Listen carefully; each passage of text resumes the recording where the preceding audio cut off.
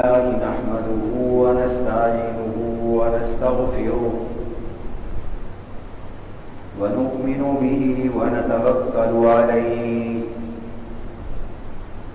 ونعوذ بالله من شرور أنفسنا ومن سيئات أعمالنا من يهده الله فلا مضل له ومن يضلله فلا هادي له ونشهد أن لا إله إلا الله وحده لا شريك له ونشهد أن سيدنا ومولانا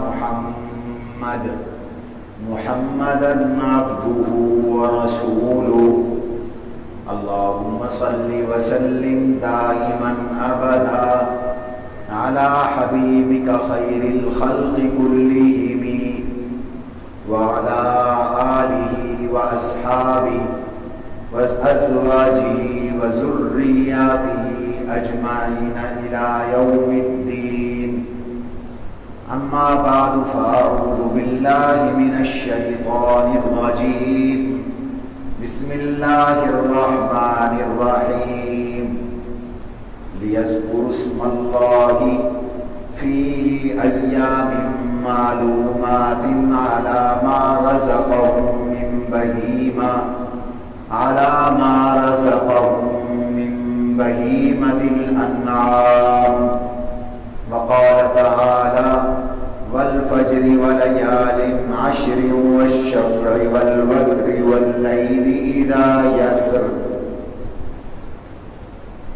وقال تبارك وتعالى في موضع آخر الحج أشهر معلومات فمن فرض فيهن الحج فلا رفث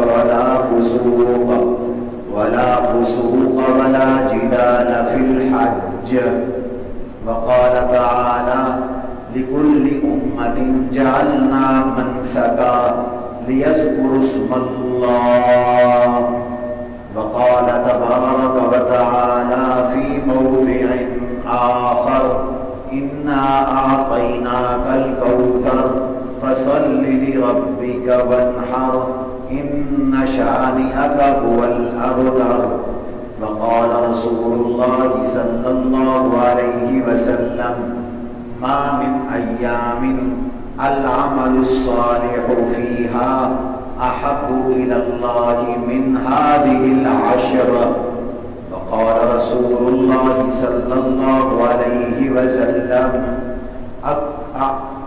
أفضل أيام الدنيا يوم النحر ثم يوم القرب وقال رسول الله صلى الله عليه وسلم فإنها تعدل صوم كل يوم كصيام سنة وقيام كل ليلة كقيام سنة وفي رواية كقيام ليلة القدر أو كما قال رسول الله صلى الله عليه وسلم وقال رسول الله صلى الله عليه وسلم فأكثروا فيهن التهليل والتكبير والتحميد وقال رسول الله صلى الله عليه وسلم من رأى هلال ذي الحج ويريد أن يضحي فلا يأخذ من شعره ولا يقلمن من أظفاره أو كما قال رسول الله صلى الله عليه وسلم اللهم صل على محمد وعلى آل محمد كما صليت على إبراهيم وعلى آل إبراهيم إنك حميد مجيد اللهم بارك على محمد وعلى آل محمد كما باركت على إبراهيم وعلى آل إبراهيم إنك حميد مجيد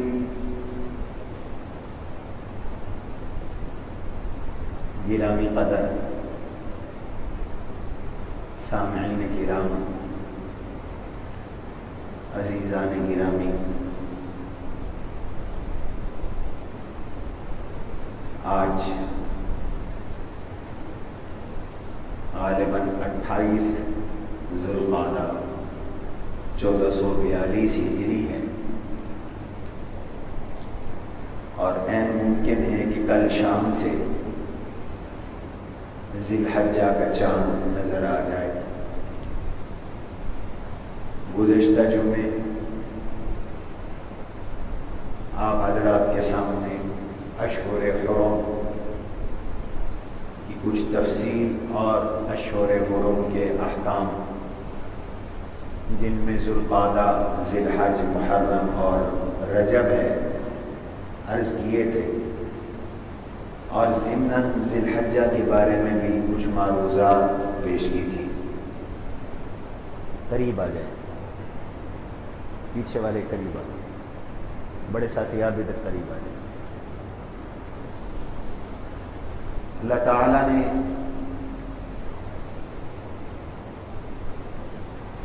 اس امت پر یہ کرم کا معاملہ فرمایا ہے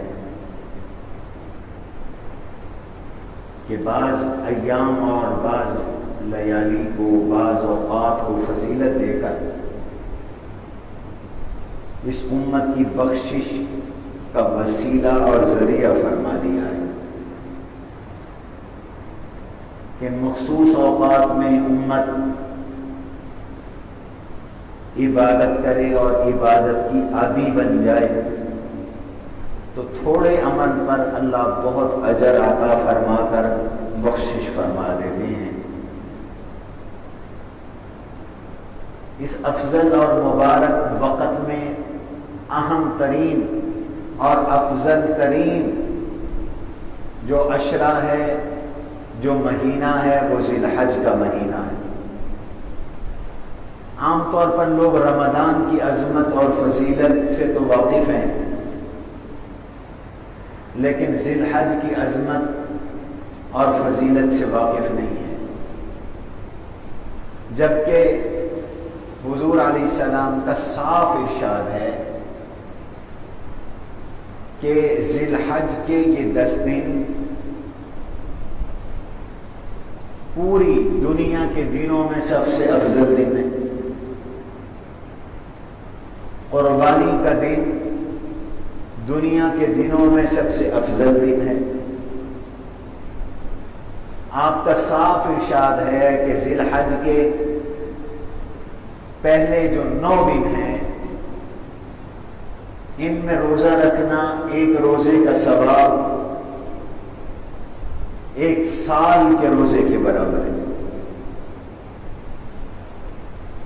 اور خاص طور پر 9 ذی الحج کے روزے کے بارے میں تو آپ نے ارشاد فرمایا صیام یوم عرفۃ احتسب علی اللہ ان یکفر سیئۃ سنۃ قبلها وسنۃ بعدها، مجھے اللہ سے امید ہے کہ اللہ تعالیٰ 1 سال پہلے کے گناہ، 1 سال بعد کے گناہ حج کے دن 9 ذی الحجہ کے روزے سے معاف فرما دیں گے۔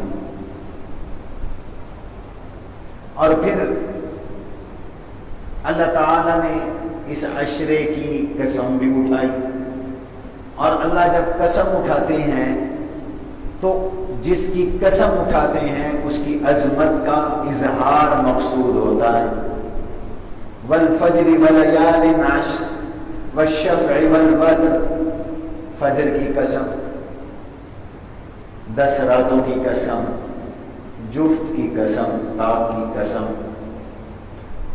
جہاں اور بہت ساری تفسیریں ہیں، وہاں ایک تفسیر یہ ہے کہ 10 راتوں سے مراد ذی الحج کی 10 راتیں ہیں، اور والشفع سے مراد 10 ذی الحج قربانی کا دن ہے، اور والوتر سے مراد تاک کا دن، یہ 9 ذی الحج یوم العرفہ ہے،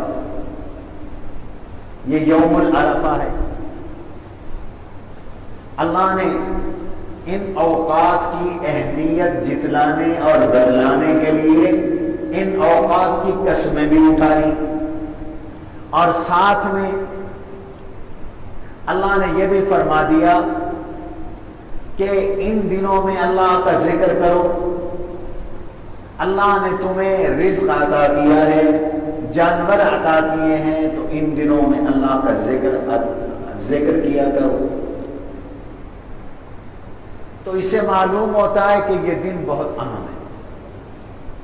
اور میں پچھلے بیان میں عرض کر چکا ہوں کہ ان کی اہمیت کی ایک وجہ یہ ہے کہ جتنے اسلام کے ارکان ہیں، عبادات ہیں، وہ صرف اس عشرہ ذی الحج میں اکٹھی ادا کی جاتی ہیں، باقی پورا سال ادا نہیں کی جاتی۔ قربانی باقی پورا سال نہیں ہے، ذی الحج میں ہے۔ حج باقی پورا سال نہیں ہے، صرف اس ذی الحج کے مہینے میں۔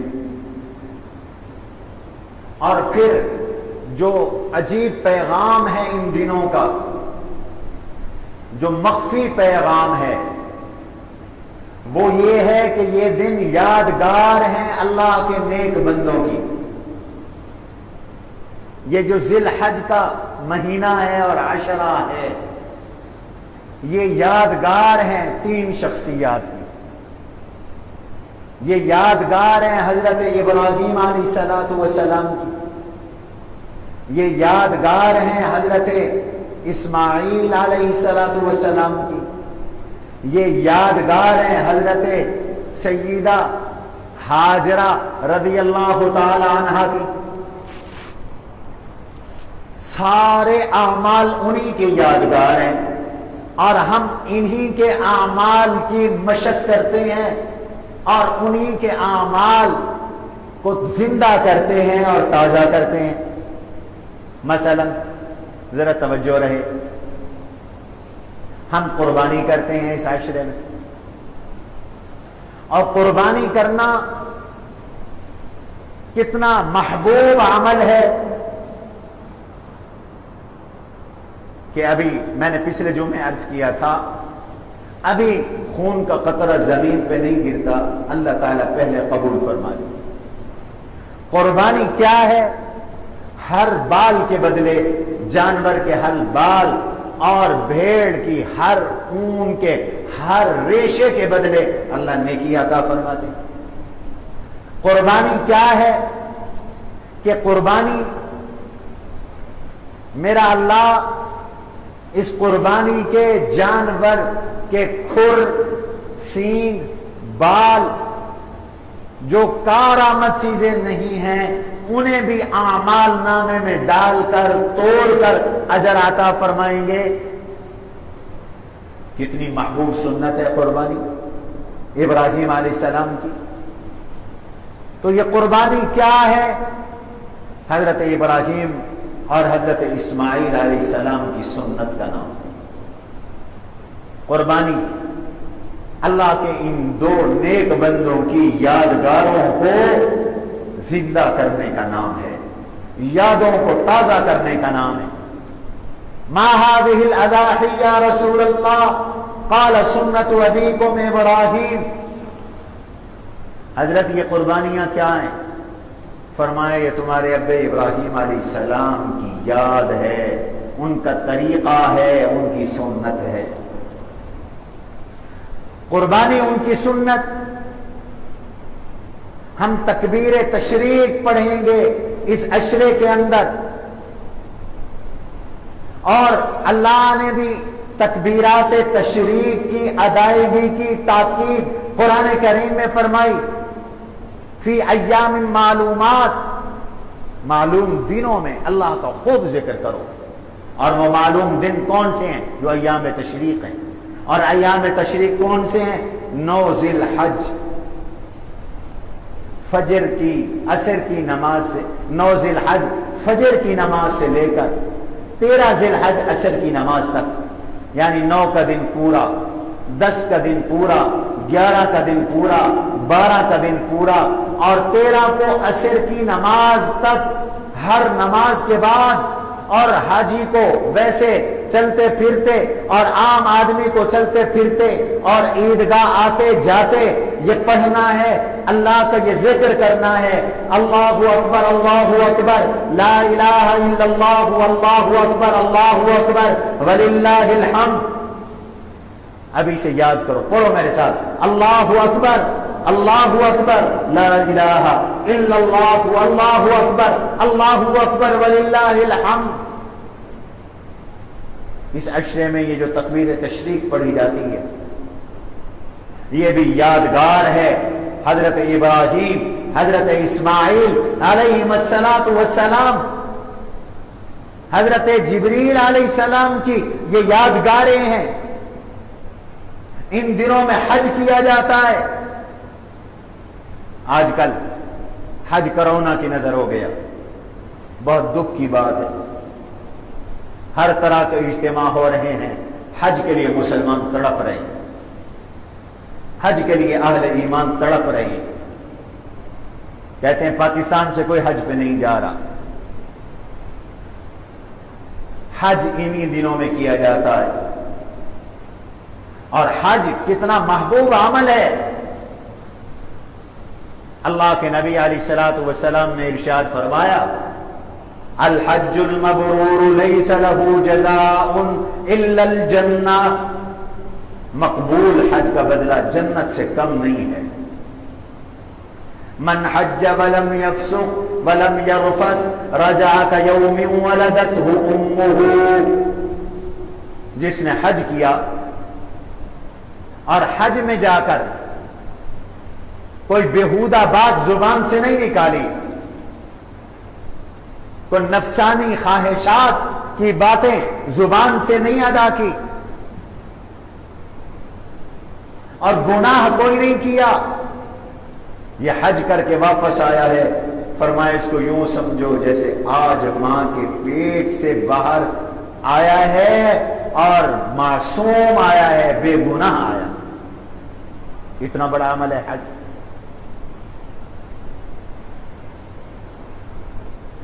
یہ حج کیا ہے؟ حضور علیہ السلام نے فرمایا یہ حاجی اللہ کا سفیر ہے، الحاج والمعتمر وفد اللہ، یہ اللہ کے سفیر ہے، اللہ کا وفد ہے، اللہ سے مانگتے ہیں، اللہ انہیں دیتا ہے، اللہ انہیں عطا کرتا ہے۔ یہ پورا حج یادگار ہے حضرت ابراہیم علیہ السلام کی، حضرت اسماعیل علیہ السلام کی، حضرت اسماعیل علیہ السلام کی والدہ حضرت سیدہ ہاجرہ کی۔ یہ سارا حج انہی کی یادگار۔ حج میں بیت اللہ جاتے ہیں تو بیت اللہ کے معمار ابراہیم علیہ السلام، وَإِذْ يَرْفَعُ إِبْرَاهِيمُ الْقَوَاعِدَ مِنَ الْبَيْتِ وَإِسْمَاعِيلُ رَبَّنَا تَقَبَّلْ مِنَّا إِنَّكَ أَنْتَ السَّمِيعُ الْعَلِيمُ۔ یہ ابراہیم اور اسماعیل علیہ السلام مستری اور مزدور بن کر بیت اللہ بنا رہے ہیں، تعمیر کر رہے ہیں، اور تعمیر کر کے اللہ سے مزدوری مانگ رہے ہیں کہ یا اللہ تو اس کو ہماری طرف سے قبول فرما لے۔ بیت اللہ کا طواف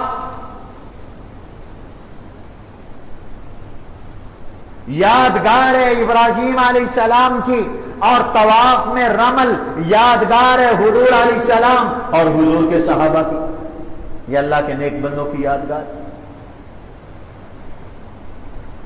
عمرۃ القضاء کے موقع پر صحابہ طواف کر رہے تھے،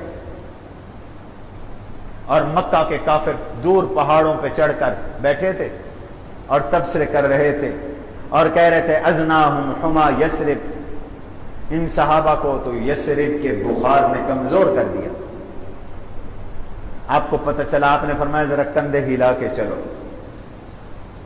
تو پہلے چکروں میں جو حاجی یا معتمر احرام میں طواف کرتا ہے وہ کندھے ہلا کے چلتا ہے۔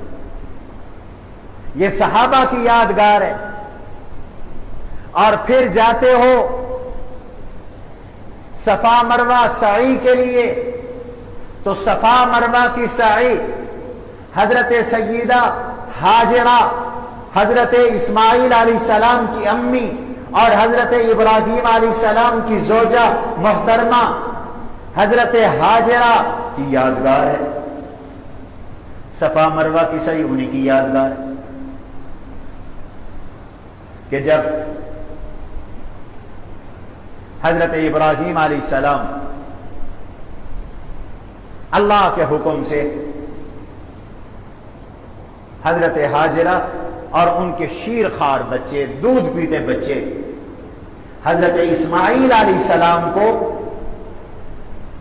شام سے آ کر یہاں ٹیلے کے پاس، بیت اللہ کے پاس ٹیلا تھا، یہاں چھوڑ گئے۔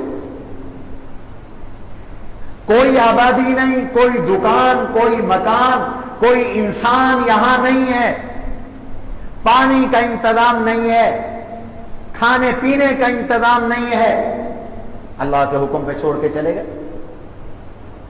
پیچھے سے حضرت ہاجرہ آواز دے رہی ہیں، ہمیں کہاں چھوڑ کے جا رہے ہو، کہاں چھوڑ کے جا رہے ہو؟ کوئی جواب نہیں، اشارہ کیا، اللہ کے حکم سے چھوڑ کے جا رہے۔ اچھا، اگر اللہ کے حکم سے چھوڑ کے جا رہے، اللہ پھر ہمیں ضائع نہیں کریں گے۔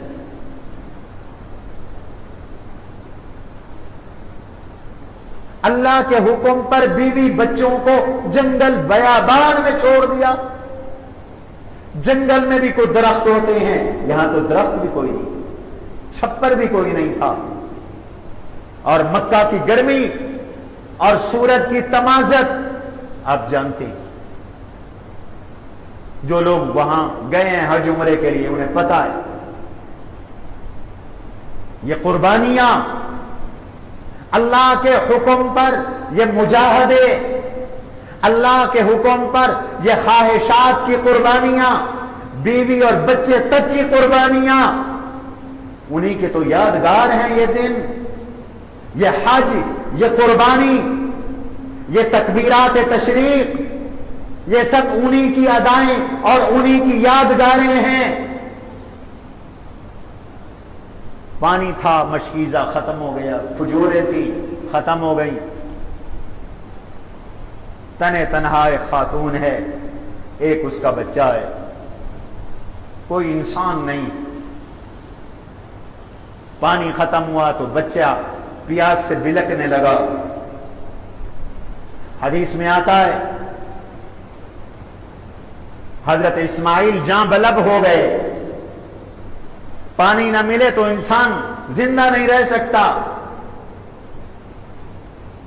جاں بلب ہیں، ماں کی ممتا تڑپ رہی ہے، اپنی آنکھوں کے سامنے بچے کو تڑپتا دیکھ کر برداشت نہیں کر سکتی، بہت پریشان ماں، بہت مضطرب ماں۔ ماں تو پھر ماں ہوتی ہے۔ 7 پہاڑی تھی صفا کی، اوپر چڑھی، کہیں سے پانی نظر آ جائے، کہیں سے پانی نظر نہیں آیا، نیچے وادی میں اتری، نظریں بچے پر ہے، آگے بچہ نظر سے اوجھل ہو گیا، رکاوٹ آ گئی تو دوڑ پڑی، پھر بچہ نظر آنے لگا تو آہستہ ہو گئی، پھر مروہ پہاڑی سامنے ہے، چڑھ گئی، اور مروہ پہ چڑھ کے دائیں بائیں آگے پیچھے دیکھا، پانی نظر آئے، پانی نظر نہیں آیا، پھر نیچے اتری، بچے کو دیکھ رہی ہیں، پھر جب بچہ اوجھل ہو گیا دوڑنا شروع کیا، پھر صفا پر ہمت نہیں ہاری، 7 چکر لگا دیے، اور جب 7واں چکر تھا اور مروہ پہ تھی تو چڑھ کے کیا دیکھتی ہیں، فرشتے نے پر مارا، یا اسماعیل علیہ السلام کی ایڑی زمین پہ لگی اور پانی کا چشمہ پھوٹا، خوشی کی انتہا نہیں رہی، واپس آئیں اور واپس آ کر اس پانی کو اکٹھا کیا، منڈیر بنائے دی تاکہ پانی پھیلے نہیں، اور عبرانی زبان میں کہنے لگی زم زم زم زم، رک جا رک جا۔ حضور نے فرمایا پانی بھی میرے اللہ نے اسماعیل کے لیے نکالا تھا، وہ پانی بھی ان کی امی اللہ کی نیک بندی سیدہ ہاجرہ کا فرما بردار بنا دیا. پانی رک گیا، چشمہ بن گیا، پانی رک گیا. میرے آقا فرماتے ہیں اگر سیدہ ہاجرہ یہ زمزم نہ کہتی تو یہ پانی پھیل جاتا، یہ چشمہ پھوٹتا اور پوری روئے ارض میں پہنچتا. لیکن اللہ کی اس نیک بندی کے لیے اس کے اضطراب پر، اس کے بے قراری پر، اس کی بے چینی پر، اس کے رونے دھونے پر، اس کے مانگنے پر اسماعیل اپنے نیک بندے کی حفاظت کے لیے، اللہ نے اسماعیل کی پرورش کے لیے، اسماعیل کی حیات کے لیے پانی کا چشمہ نکالا، اپنے گھر کی آبادی کے لیے پانی کا چشمہ نکالا، زمزم کا کنواں نکالا، اس امت کو سیراب کرنے کے لیے زمزم کا کنواں نکالا، اور پھر حضرت ہاجرہ نے اس پانی کو سنبھالا. آج صفا مروہ کی سعی کی جاتی ہے، حضرت ہاجرہ کی یاد ہے، اور زمزم کا جا کر حاجی پانی پیتے ہیں. یہ حضرت ہاجرہ اور اسماعیل کی یادگار ہے. یہ اللہ کے نیک بندوں کی ساری یادیں ہی یادیں ہیں، ساری یادیں ہی یادیں ہیں. اور ایسا مبارک پانی جو نہ کم ہوتا ہے نہ ختم ہوتا ہے، ایسا مبارک پانی جو شفا ہے، ایسا مبارک پانی زمزم لما شرب لہ، جو جس مقصد کے لیے پیے اللہ زمزم کی برکت سے وہ مقصد پورا کر دیتے ہیں. علماء نے کتابیں لکھی ہیں، کسی نے علم کے لیے زمزم پیا، اللہ نے علم دیا، کسی نے رزق کے لیے زمزم پیا، اللہ نے رزق دیا، کسی نے صحت کے لیے زمزم پیا، اللہ نے شفا عطا کر دی، اور کسی نے اولاد کے لیے زمزم پیا، اللہ نے اسے اولاد عطا کر دی. ایسا مبارک پانی. 3 شخصیات ہیں جن کی یادیں امت قیامت کی صبح تک مناتی رہے گی. آج یادگار منانے کا رواج ہے، شریعت کا مزاج بتاتا ہے یادگار منانے کا یہ مطلب نہیں کہ جشن منا لو، یادگار منانے کا یہ مطلب نہیں جلوس نکال دو، یادگار منانے کا یہ مطلب نہیں ہے کہ تم غبارے کرو، یادگار منانے کا، جشن منانے کا یہ طریقہ نہیں ہے کہ تم فضول خرچیاں کر دو، بلکہ یادگار منانے کا طریقہ یہ ہے کہ ان نیک بندوں کی طرح عبادات میں لگ جاؤ، جو جیسے انہوں نے عبادتیں کی وہ عبادت کرو، ان کا مشن زندہ کرو. آج قوم کا مزاج بن گیا ہے جشن عید میلاد النبی منانا ہے. اللہ نے تو جشن اسماعیل و ابراہیم قیامت تک منوایا، لیکن جلوس نہیں نکلوائے. کیسے منوایا؟ میرے ابراہیم اسماعیل علیہ السلام نے قربانی کا جذبہ دیا، بیٹے کو قربان کرنے کے لیے چھری گردن پہ رکھ دی. اللہ نے قربانی قبول کرتے ہوئے جنت سے دمبا بھیج دیا.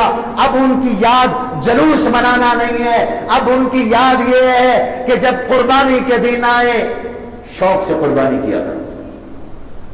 وہ عمل کرو جو ابراہیم نے کیا، وہ عمل کرو جو اسماعیل نے کیا، وہ عمل کرو جو رسول اللہ نے کیا، وہ عمل کرو جو صحابہ اور آل بیت نے کیا. یہ اصل جشن ہے.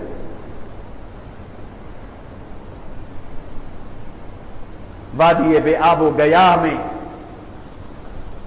حضرت ہاجرہ اور اسماعیل علیہ السلام کو چھوڑا اور پھر آ کر بیت اللہ بنایا.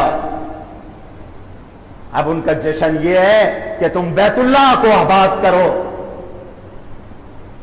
بطہر بیتی للطائفین والعاکفین والرکع السجود. اب جشن یہ ہے وَلْيَطَّوَّفُوا بِالْبَيْتِ الْعَتِيقِ، بیت اللہ کا طواف کرو. اب بیت اللہ کا جشن یہ ہے وَاتَّخِذُوا مِن مَقَامِ إِبْرَاهِيمَ مُصَلًّى، اب حرم کو آباد کرو، عبادات کا فریضہ سر انجام دو، صفا مروہ کی سعی کرو. یہ ان کی یادیں. قربانی کے دن آئے تو قربانی کرو. اِنَّا أَعْطَيْنَاكَ الْكَوْثَرَ فَصَلِّ لِرَبِّكَ وَانْحَرْ، قربانی کرو. وانحر کا معنی قربانی کرو. اِنَّ شَانِئَكَ هُوَ الْأَبْتَرُ، تم نماز ادا کرو، تم قربانی کرو، تمہارے دشمن سے اللہ کافی ہو جائے گا، وہ تمہارے دشمنوں کو خود نیست و نابود کر دے گا. تو یاد رکھیے یہ عشرہ افضل ترین عشرہ، اور اس عشرے میں یادیں ہیں ابراہیم علیہ السلام کی، اسماعیل علیہ السلام کی، سیدہ ہاجرہ کی یادیں ہی یادیں. پیغام یہ ملا حضرت ابراہیم، حضرت اسماعیل، سیدہ ہاجرہ کی طرح اللہ کے فرما بردار بن جاؤ، شکر گزار بن جاؤ، قربانی کے جذبے والے بن جاؤ. اللہ نے انہیں نوازا، ان کے نام و کام کو زندہ رکھا. اللہ تمہیں بھی عظمت عطا فرمائے، اللہ تمہیں بھی عظمت عطا فرمائیں گے. اور قربانیاں دیکھو کتنی بڑی ہیں.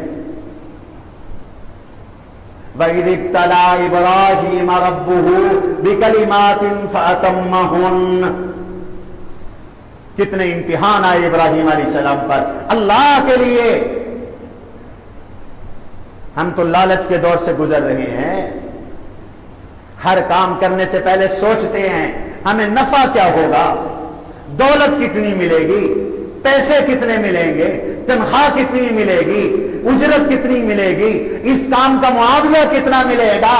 ذرا ابراہیم سے اخلاص بھی سیکھو، اللہ کی فرما برداری بھی سیکھو، اللہ کے فیصلے پہ خوش ہو کر مر مٹنا بھی سیکھو. یہ ابراہیم کی سیرت ہے. پیدا ہوتے ہی شرک کے ماحول سے مقابلہ شروع ہو گیا،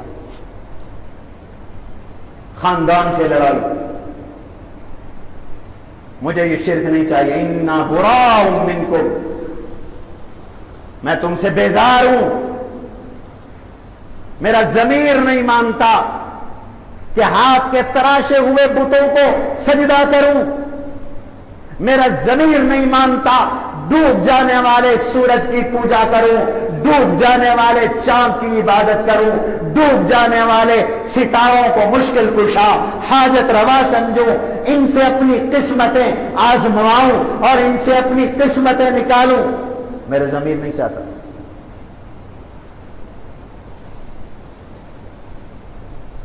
یہ امتحان ہے، اس امتحان میں بھی پورے اتر رہے.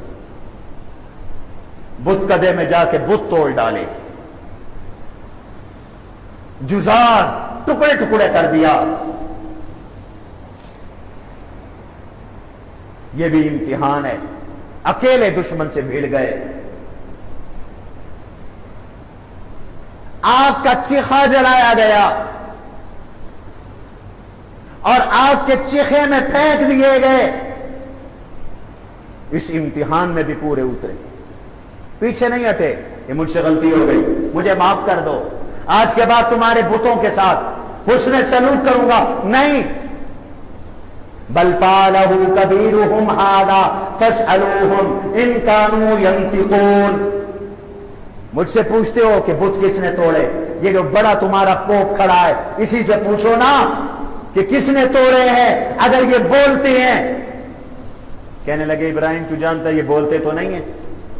کہا پھر افسوس ہے تم پر جو بولتے نہیں ہیں، ان کی پوجا کرتے ہو. آگ کے چیخے میں ڈال دیے گئے، قلنا یا نار کونی بردا وسلاما علی ابراہیم، آگ گلزار ہو گئی۔ پھر امتحان، روح عرض کا بادشاہ وقت کا فرعون نمرود کے مقابلے میں کھڑے ہو کر کہا ربی الذی یحیی و یمیت، میرا رب تو نہیں ہے، میرا رب وہ ہے جو زندگی اور موت کا مالک ہے۔ قال انا احیی و امیت، بے گناہ کو قتل کر کے کہا میں بھی دیکھو قتل کرتا ہوں، سزائے موت کے مجرم کو چھوڑ کے کہا کہتا ہے دیکھو میں بھی زندہ کرتا ہوں۔ ابراہیم علیہ السلام سمجھ گئے اس پاگل سے کیا بحث کرنی ہے، فوراً کہا میرا رب وہ ہے یأتی بالشمس من المشرق فأت بها من المغرب فبہت الذی کفر، میرا رب مشرق سے سورج نکالتا ہے، تو رب ہے تو کل ذرا مغرب سے نکال دینا۔ فبہت الذی کفر، کافر لاجواب ہو گیا۔ اللہ نے کہا وطن چھوڑو، عراق کو چھوڑ کر فلسطین آ گئے، بیوی ساتھ ہے، حضرت سارہ بیوی ساتھ ہے، حج قربانی عشرہ ذی الحج ابراہیم علیہ السلام کی یادگار اور ابراہیم علیہ السلام کی سیرت کا درس یہ ہے جو رب کہے اس پہ خوش ہو جاؤ، وہ اس پہ عمل کرو۔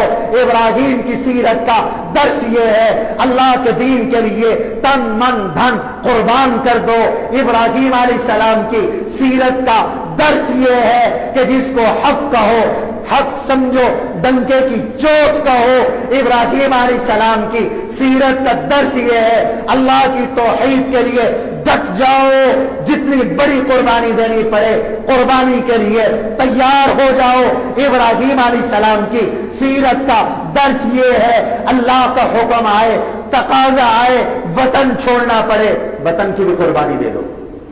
چھوڑ دیا وطن۔ یہ دن ابراہیم علیہ السلام کی یادگار ہے، ان کا سیرت کا درس یہ ہے۔